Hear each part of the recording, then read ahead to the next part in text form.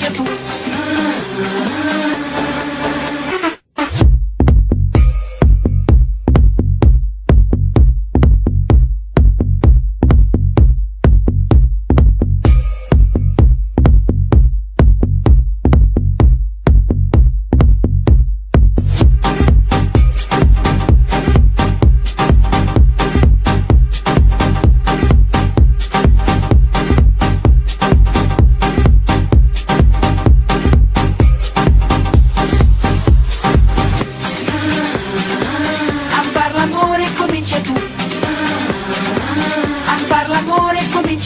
Se lui ti porta sul letto vuoto, il vuoto daglielo indietro a lui. Fagli vedere che non è un gioco, fagli capire quello che vuoi.